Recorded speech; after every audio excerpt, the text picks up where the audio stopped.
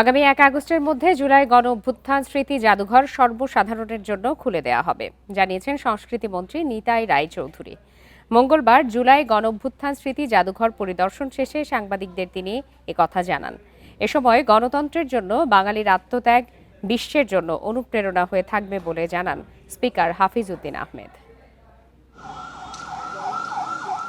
মঙ্গলবার সকালে জুলাই গণ অভ্যুত্থান স্মৃতি জাদুঘরের চলমান উন্নয়ন ও কার্যক্রমের অগ্রগতি পরিদর্শন করতে আসেন স্পিকার হাফিজ উদ্দিন আহমেদ ও ডেপুটি স্পিকার কায়সার কামাল। 200-র বেশি সার্ভিস ও ফিচারে লেনদেনের সব বিকাশ অ্যাপে সম্ভব। এ সময় তাদের সঙ্গে ছিলেন সংস্কৃতি মন্ত্রী নিতাই রায়চৌধুরী। ঘণ্টাখানেক পরিদর্শন শেষে বেরিয়ে আসেন তারা, কথা বলেন সাংবাদিকদের সাথে। এ সময় ডেপুটি স্পিকার কায়সার কামাল বলেন, ফ্যাসিস্ট থেকে মুক্তির প্রতিবিম্ব হচ্ছে এই জুলাই জাদুঘর। ফ্যাসিজম থেকে বাংলাদেশের দামাল ছেলেরা ফ্যাসিজম মুক্ত বাংলাদেশ কিভাবে প্রতিষ্ঠিত করেছেন, এই জাদুঘর হচ্ছে তার প্রতিবিম্ব।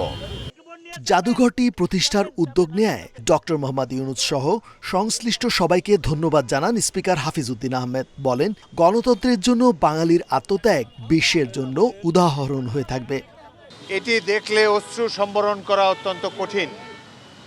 যেভাবে এদেশের তরুণ কিশোর শিশুরা জীবন দিয়েছে গণতন্ত্র প্রতিষ্ঠার জন্যে, এটি শুধু বাংলাদেশের জন্য নয়, সারা বিশ্বের জন্য একটি উদাহরণ হয়ে থাকবে। এ সময় সংস্কৃতি মন্ত্রী বলেন, জুলাইয়ের শেষে অথবা ১ আগস্ট জুলাই গণ অভ্যুত্থান জাদুঘর খুলে দেওয়া হবে।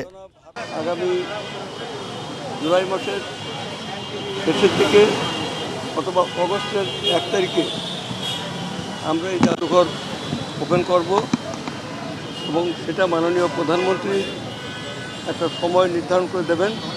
প্রধানমন্ত্রী তারেক রহমান উদ্বোধনের একটি সময় নির্ধারণ করবেন বলেও জানান তিনি। রেজওয়ানুল হক, ইন্ডিপেন্ডেন্ট নিউজ, ঢাকা।